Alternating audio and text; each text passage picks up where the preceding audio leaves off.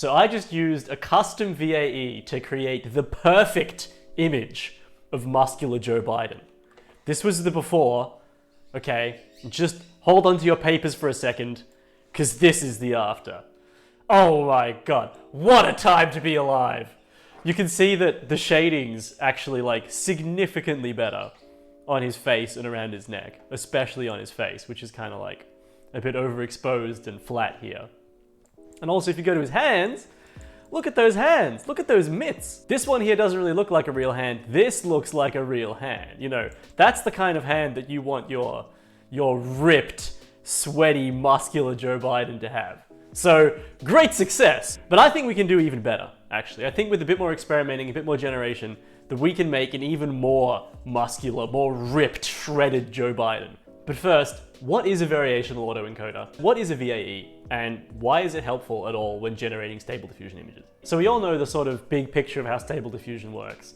You have your text, your sentence, which is then converted into a conditioning embedding, which is like a numeric representation of that sentence and its meaning, which gets then fed into the latent diffusion model. And the diffusion model uses that conditioning embedding to slowly create an image from noise into something that matches the conditioning embedding, i.e. the sentence. And we get really, really cool, good, juicy images based on that.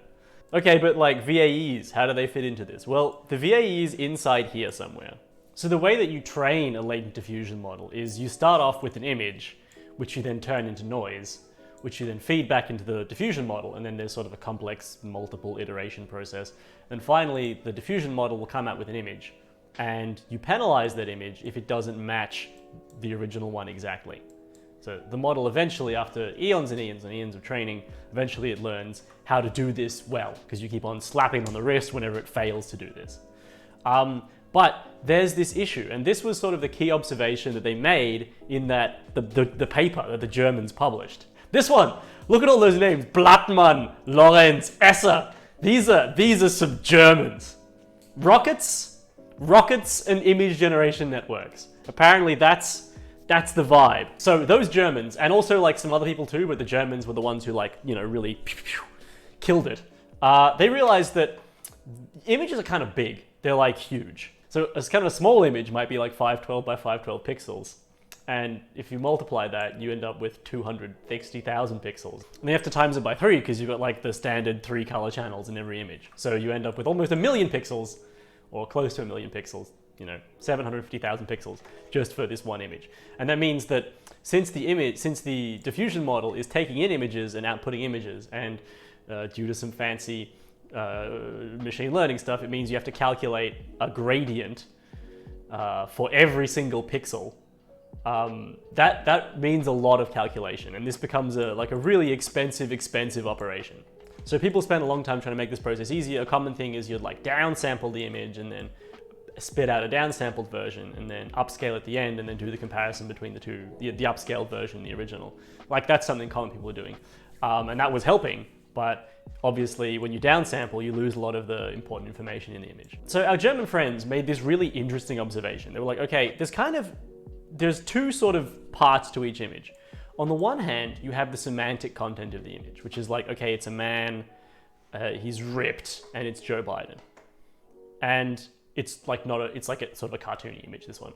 And all of this information is preserved even if the image is like quite small, right? That's sort of the important information in the image. And even when you lose a lot of the finer details, you can still make out the important sort of semantics of the image. On the other hand, when you look really closely into the image, you can kind of see a bunch of details. So for instance, you can almost see this sort of checkerboard pattern on his vest here. And in fact, the checkerboard pattern is in a lot of areas. Like another sort of tiny detail would be like, you see this sort of zigzag pattern that makes up the diagonal line here on his shirt. You can kind of see these kind of zigzag patterns appearing in a lot of areas in this image.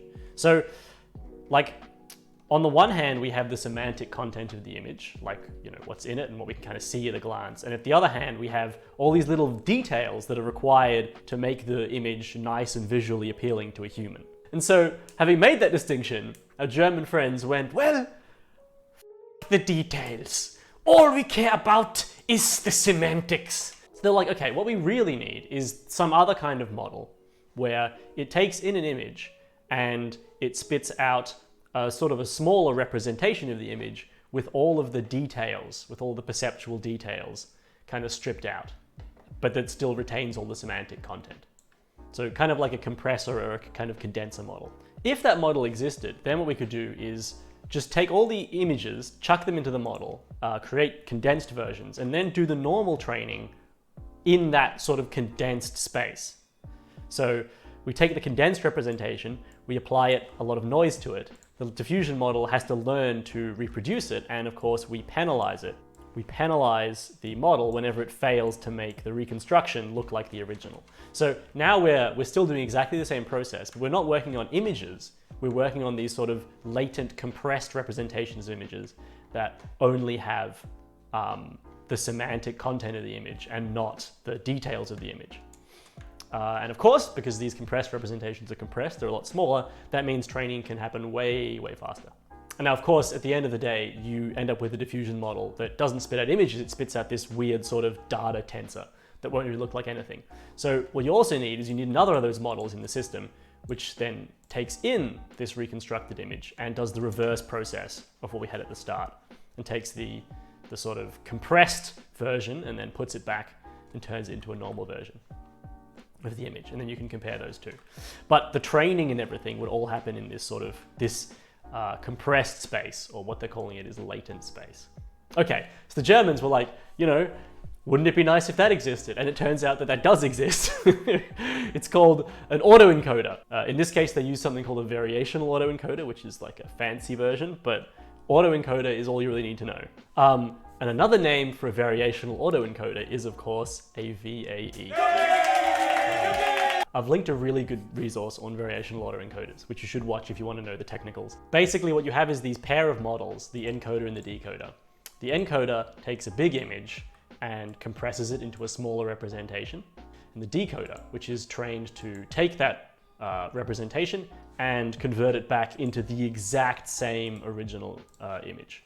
So these two should be identical. Now this bit is kind of the easy bit, right? Because you can always represent data as a smaller amount of data if you're allowed to throw some of it out.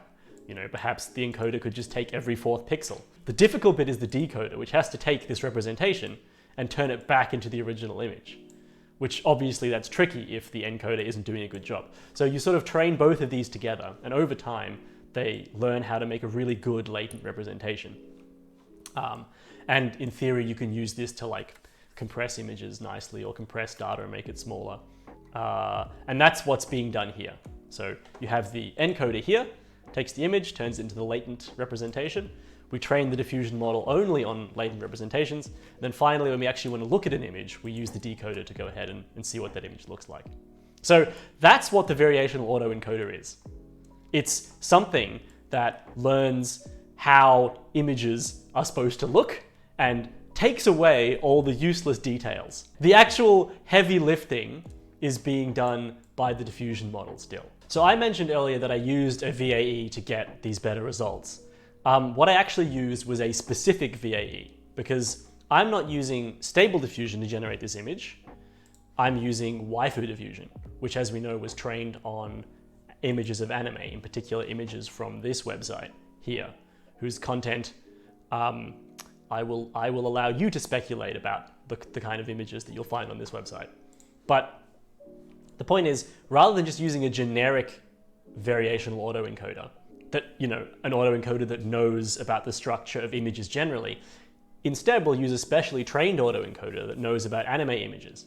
And hopefully that autoencoder will be able to pay more attention to the things that are important about anime images, and therefore it'll do a better job of turning these latent representations into images. And again, I think it actually does. I think there's actually a significant improvement here.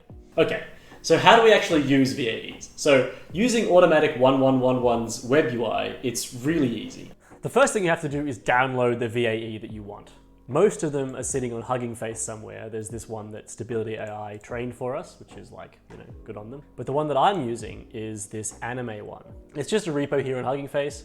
If you click on Files and Versions, you'll see the VAE here. and then just download them by clicking here on the LFS button. But once they're downloaded, you just copy both of them, cut, then you find your webui directory, and then you go to Models, VAE, and you paste them in here. But before we paste them, I want you to see what it looks like when you haven't pasted them. So at the moment, if you go into your webui and go to Settings, and you scroll down to SDVAE, which VAE is being used. If we refresh, we see that there's auto and none.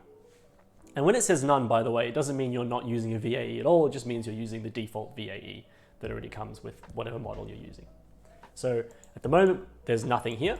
But if we paste our VAEs from downloads into this VAE folder and refresh, and suddenly we can see the VAEs there.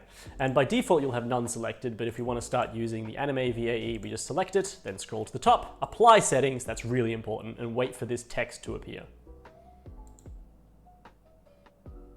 Here we go. One setting changed.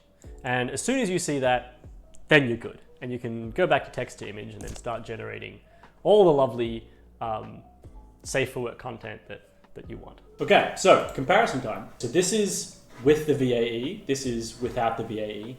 In this case, there's basically no difference whatsoever. These also look identical, except maybe the quality of the lighting is a little better on this one, although it's hard to